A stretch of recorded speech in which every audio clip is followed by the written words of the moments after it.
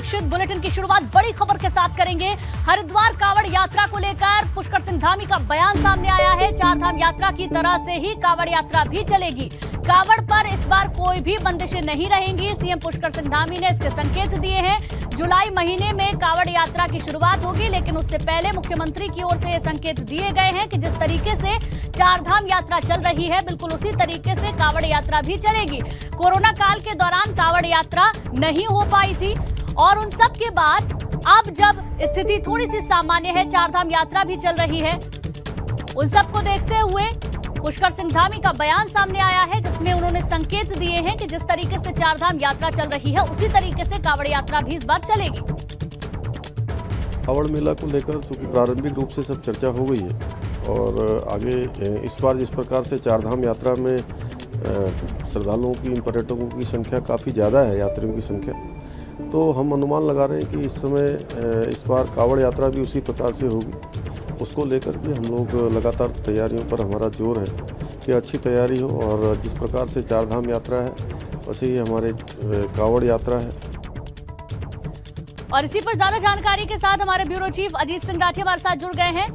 अजीत जी, एक संकेत तो मुख्यमंत्री की ओर से दे दिया गया है कि जिस तरीके से चारधाम यात्रा चल रही है उसी तरीके से कावड़ यात्रा भी चलेगी, लेकिन चारधाम यात्रा के दौरान भी कई सारी समस्याएं आ रही हैं। ऐसे में कावड़ यात्रा भी अब कई वक्त बाद होगी, क्योंकि कोरोना काल में कावड़ यात्रा हो नहीं पाई है, तो किस तरीके से आगे काम होगा?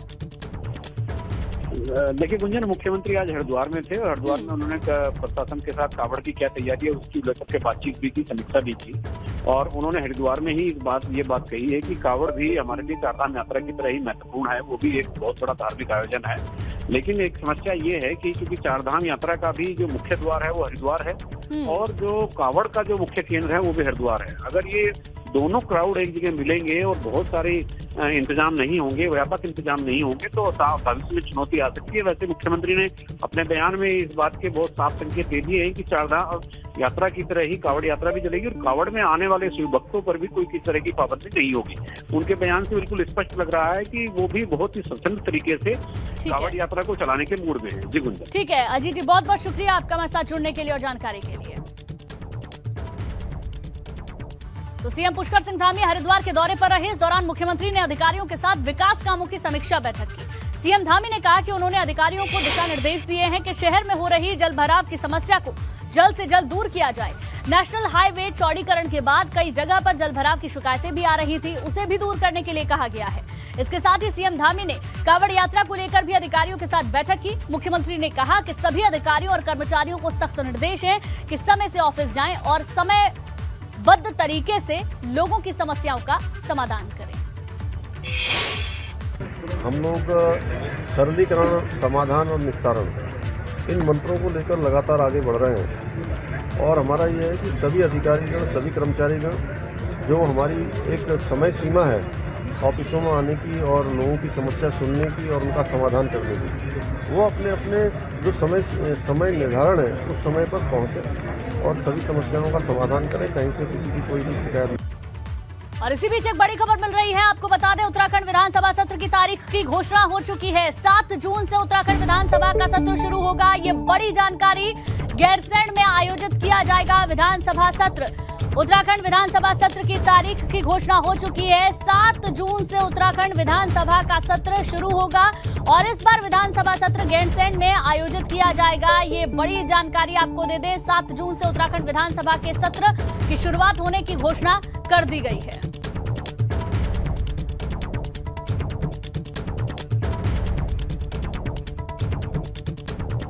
और अब बात चारधाम यात्रा की, जिस पर तीर्थ यात्रियों की राह आसान नजर नहीं आ रही।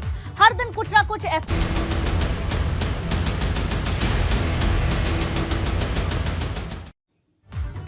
चारधाम यात्रा पर यात्रियों की मुश्किलें कम होने का नाम नहीं ले रही। यमुनोत्री हाईवे राना चट्टी और सियान चट्टी के बीच खुल तो गया है, मगर हाईवे पर अभी भी यात्रियों की मुश्किलें कम नहीं हुई है। यमुनोत्री हाईवे भारी वाहनों की आवाजाही की वजह से बंद है, जिससे तीर्थयात्री परेशान है।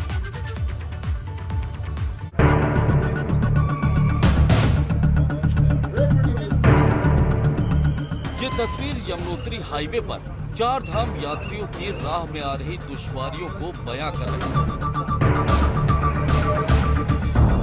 एक तरफ तरफ गहरी खाई और एक सकरे रास्ते से गुजरती बस जरा सी चूक हो गई तो इस बस को खाई में गिरने से कोई नहीं बचा पाएगा।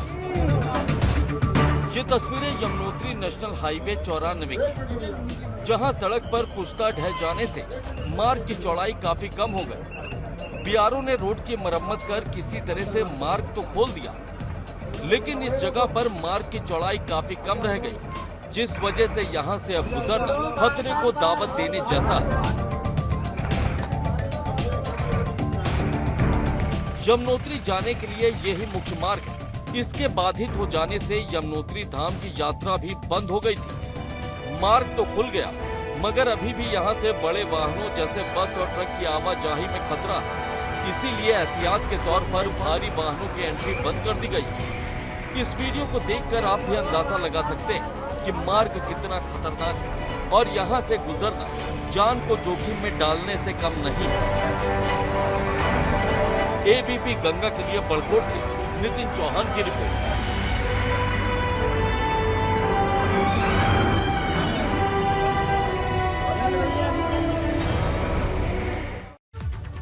और इसी बीच एक बड़ी खबर मिल रही है। कर्णप्रयाग में थराली ग्वालदम मार्ग बंद कर दिया गया है। नारायण बगड़ के पास सड़क पर मलबा गिरा है। सड़क पर पहाड़ी से बड़े बड़े पत्थर गिरे हैं। सड़क बंद होने से आवाजाही में समस्या हो रही है। आने जाने वाले लोगों को परेशानी उठानी पड़ रही है। ये देखिए, कुछ तस्वीरें भी हम आपको दिखा रहे हैं किस तरीके से पहाड़ी से बड़े बड़े पत्थर आकर सड़क पर गिर गए हैं, जिसकी वजह से वहां से आने जाने वाले लोगों को, वहां से गुजरने वाले लोगों को परेशानी उठानी पड़ रही है।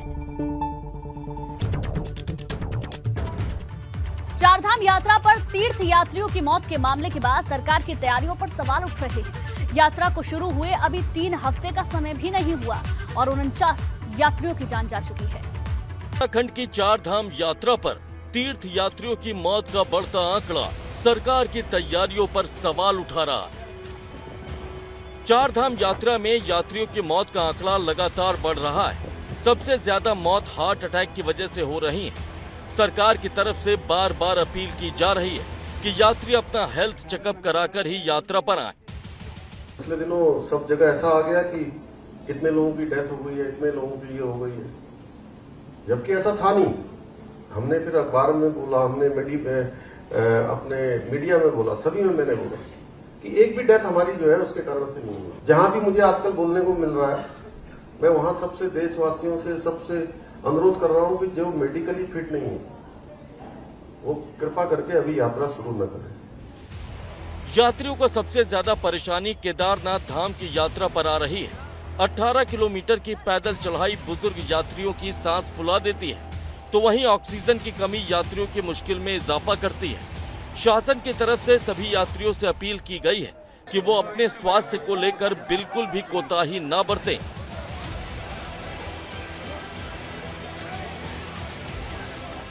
एक तरफ सरकार यात्रियों से अपील कर रही है कि अपनी स्वास्थ्य की जांच कराकर ही उत्तराखंड आएं, मगर कांग्रेस का आरोप है कि सरकार वक्त रहते व्यवस्थाएं नहीं कर पाई और अब इसका ठीकरा यात्रियों के सिर फोड़ा जा रहा है।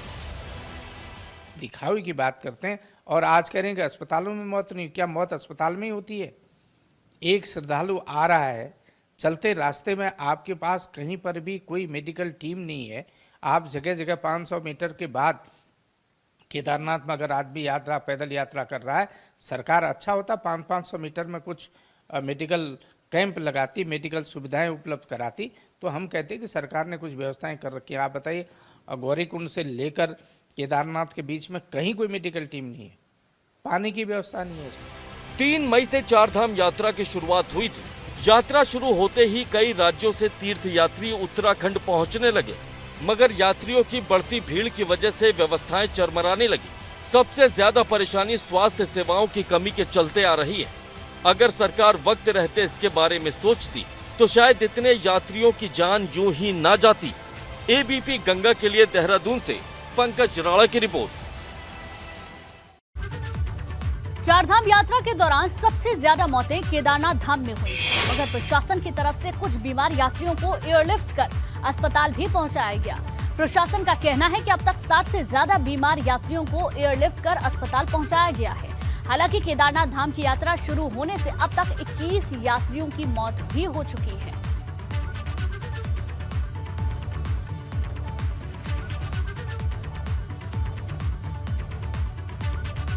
तो आपको बता दें, केदारनाथ यात्रा पर अभी तक सबसे ज्यादा लोगों की जान गई है। अब तक 21 यात्रियों की मौत सिर्फ केदारनाथ धाम पर ही हो चुकी है। देखिए, अब तक करीबन 60 से अधिक लोगों को हमने रेस्क्यू किया है और उनको इमरजेंसी जो हेल्थ सर्विसेज हैं वो प्रोवाइड कराई हैं। आज सुबह भी एक इमरजेंसी का केस था केदारनाथ धाम में, जिनको हमने सक्सेसफुली रेस्क्यू करके एम्स ऋषिकेश में एडमिट कराया है। तो निरंतर हमारे प्रयास हैं कि अगर कोई भी अनहोनी घटना घटती है या किसी का स्वास्थ्य में कोई गिरावट परिलक्षित होती है तो हम तत्काल उनको इमरजेंसी सर्विसेज प्रोवाइड। चारधाम यात्रा पर उमड़ रहे यात्रियों के हुजूम के बाद अब यात्रा के लिए पंजीकरण व्यवस्था लागू कर दी गई है। एबीपी गंगा ने यात्रा पर बद इंतजामी और अव्यवस्थाओं की खबर सबसे पहले और प्रमुखता से दिखाई थी, जिस पर शासन और सरकार ने संज्ञान लिया और उसके बाद ही यात्रा पर व्यवस्थाएं दुरुस्त की गई और पंजीकरण व्यवस्था कड़ाई से लागू करवाई गई।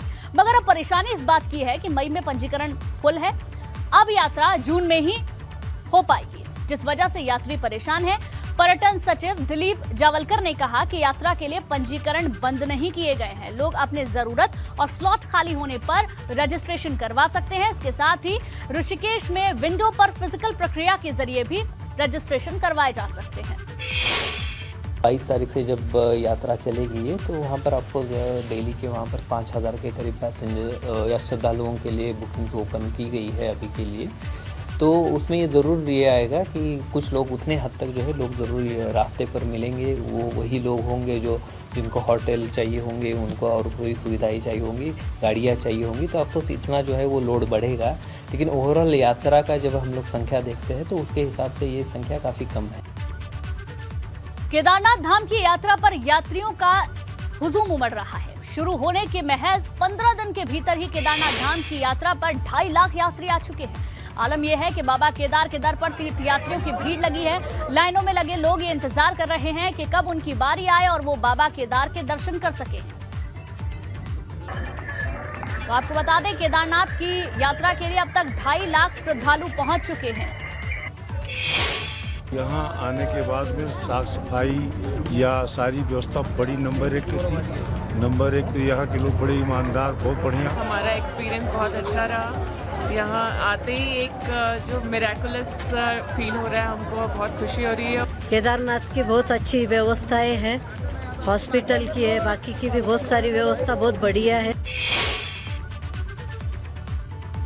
वहीं 22 मई से हेमकुंड साहिब की यात्रा भी शुरू होने जा रही है। 19 मई को ऋषिकेश से यात्रियों का पहला जत्था रवाना हो चुका है। इस बार जिस तरह से 4 धामों में श्रद्धालुओं की भीड़ नजर आई, उसी तरह से हेमकुंड साहिब की यात्रा पर यात्रियों की भीड़ उमड़ने की पूरी संभावना है। यात्रा पर व्यवस्था बनी रहे, इसके लिए पर्यटन विभाग ने प्लान तैयार किया है। 22 तारीख से जब यात्रा चलेगी तो वहाँ पर आपको दिल्ली के वहाँ पर 5000 के करीब पैसेंजर या श्रद्धालुओं के लिए बुकिंग ओपन की गई है अभी के लिए। तो उसमें ये ज़रूर ये आएगा कि कुछ लोग उतने हद तक जो है लोग ज़रूर रास्ते पर मिलेंगे। वो वही लोग होंगे जो जिनको होटल चाहिए होंगे, उनको और कोई सुविधाएं चाहिए होंगी, गाड़ियाँ चाहिए होंगी, तो आपको इतना जो है वो लोड बढ़ेगा। लेकिन ओवरऑल यात्रा का जब हम लोग संख्या देखते हैं तो उसके हिसाब से ये संख्या काफ़ी कम है। पानी के गोलापार में बन रहा इंदिरा गांधी अंतर्राष्ट्रीय स्पोर्ट्स स्टेडियम अभी तक खेल विभाग को हैंडओवर नहीं हो पाया है। इस खबर को एबीपी गंगा ने प्रमुखता से दिखाया था। इसी को लेकर मुख्यमंत्री के विशेष प्रमुख सचिव अभिनव कुमार ने स्टेडियम और स्पोर्ट्स कॉम्प्लेक्स का निरीक्षण किया। उन्होंने स्टेडियम में अधूरे पड़े कामों को 6 महीने के अंदर पूरा करने के निर्देश भी दिए। अभिनव कुमार ने कहा कि ये स्टेडियम कुमाऊं के साथ प्रदेश के बाकी क्षेत्रों के खिलाड़ियों के लिए भी भविष्य के दरवाजे खोलेगा। स्टेडियम को निजी हाथों में दिए जाने पर शासन स्तर पर भी विचार किया जाएगा। इसमें अलग अलग मॉडल्स हैं जिनके आधार पे इसको चलाया जा सकता है। तो अभी इसमें कोई अंतिम निर्णय नहीं हुआ है। इसमें जो अलग अलग मॉडल्स हैं उनको स्टडी करके और जैसे ही इसका काम पूरा होता है, जो भी उपयुक्त मॉडल है उस पर माननीय मंत्री मैडम से और सीएम साहब से मार्गदर्शन प्राप्त करके इसको, जैसा मैंने बताया, अगले हमारी कोशिश रहेगी कि अगले 3 से 6 महीने में निर्माण कार्य और उसके बाद जो इसकी संचालन की प्रक्रिया है उसको शुरू करा दिया जाए। और आने वाले दिनों में हम चाहेंगे कि ये जो कॉम्प्लेक्स है ये हल्द्वानी शहर के लिए और पूरे कुमाऊं क्षेत्र के लिए एक राष्ट्रीय और अंतर्राष्ट्रीय स्तर का स्पोर्टिंग सेंटर बन गए। आगे बढ़ते बात बड़ी खबर की। रानीखेत में कार अचानक से खाई में जा गिरी। हादसे में 5 सवार लोग घायल बताए जा रहे हैं। आपको बता दें, हादसे में 5 कार सवार लोग घायल बताए जा रहे हैं। 3 घायलों की हालत गंभीर है। शादी समारोह में जाते समय ये हादसा हुआ है। बड़ी खबर आपको बता दें, जहां रानीखेत में अचानक से कार गिर गई और इस हादसों में 5 लोग घायल बताए जा रहे हैं, जिनमें कि 3 घायलों की स्थिति काफी गंभीर है। वहीं हरिद्वार के लक्सर में प्रशासन ने अतिक्रमण के खिलाफ अभियान शुरू कर दिया है। प्रशासन ने शहर में सड़क किनारे किए गए अतिक्रमण को जेसीबी से तुड़वा दिया। दरअसल काफी समय से दुकानदारों को सड़क किनारे पर अतिक्रमण करते आ रहे थे दुकानदार। अब प्रशासन ऐसे दुकानदारों के खिलाफ कार्रवाई करने में जुटा हुआ है। आगे बढ़ते हैं। टिहरी में ऑल वेदर रोड के निर्माण से प्रभावित लोग निर्माण कंपनी पर आरोप लगा रहे हैं। आरोप यह है कि निर्माण कंपनी मुआवजा देने में आनाकानी कर रही है। इसी को लेकर लोगों ने डीएम को ज्ञापन सौंपा। लोगों का कहना है कि सड़क निर्माण के दौरान उनके भवनों को नुकसान पहुंचा है, मगर निर्माण कंपनी नुकसान की भरपाई नहीं कर रही है। राजधानी देहरादून को जाम से निजात दिलाने के लिए रिस्पना और बिंदाल नदी पर एलिवेटेड रोड बनाने की योजना है। अगर योजना धरातल पर उतरी तो वास्तव में ये एलिवेटेड रोड दून के लिए वरदान साबित होगा। देहरादून को जाम से निजात दिलाने के लिए रिस्पना और बिंदाल नदी पर एलिवेटेड रोड बनाए जाने का खाका तैयार है। एलिवेटेड रोड बन जाने से शहर के भीतर जाम से बड़ी राहत मिलेगी। योजना के मुताबिक रिस्पना और बिंदाल नदी पर एलिवेटेड रोड बनेगी। ये सड़क 4 साल में बनकर तैयार होगी। पीडब्ल्यूडी ने इसके लिए फिजिबिलिटी सर्वे करा दिया है। योजना के मुताबिक बिंदाल नदी पर 15 किलोमीटर लंबी एलिवेटेड रोड बनेगी, जबकि रिस्पना नदी पर 11 किलोमीटर लंबी एलिवेटेड रोड बनने की योजना है। इससे मसूरी रोड को कनेक्ट किया जाएगा। इस पर करीब 3400 करोड़ रुपए का खर्च आएगा। इसके बनने से लोग आईएसबीटी से सीधे मसूरी जा सकेंगे। कहा जा रहा है ये सड़क देहरादून के ट्रैफिक को काफी हद तक कम करने में कारगर सिद्ध होगी। लगभग 15 किलोमीटर की एलिवेटेड रोड होगी और इसकी जो कॉस्ट है वो लगभग आएगी हमारी 3400 करोड़ के आसपास।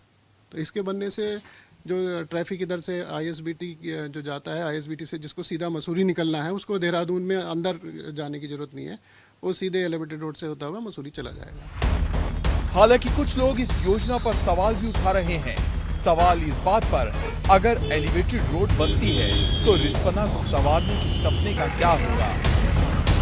मैं समझता हूँ उसमें कोई आपत्ति नहीं होना चाहिए और जो लोग इसका विरोध कर रहे हैं वो उन लोगों को थोड़ा सा इसमें एक सकारात्मक रुख अपनाना चाहिए। जो हमारा इकोसिस्टम उससे कहीं ना कहीं प्रभावित होता है।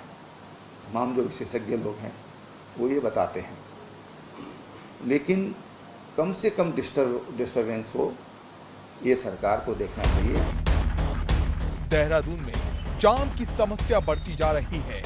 पिछले कुछ सालों के दौरान राजधानी की सड़कों पर ट्रैफिक का दबाव काफी बढ़ गया है। जाहिर है इसके समाधान के लिए कोई रास्ता तो निकालना जरूरी है। यमुना नदी के पहले जैसे स्वरूप को वापस लाने के लिए कई प्रयास तो किए गए, लेकिन कोई भी प्रयास धरातल पर कामयाब नहीं हो सके। ऐसे में रिस्पना अपने पुराने स्वरूप को तो वापस नहीं ला पाई, लेकिन रिस्पना और बिंदाल नदी अब देहरादून में लोगों को जाम से मुक्ति देने में महत्वपूर्ण भूमिका निभाने जा रही है। 4 से 5 वर्षों में एलिवेटेड रोड बनकर तैयार हो जाएगी, जिसके बाद देहरादून के जाम से मुक्ति मिल सकेगी। सहयोगी निशांत चौहान के साथ रवि कैंतुरा, एबीपी गंगा, देहरादून।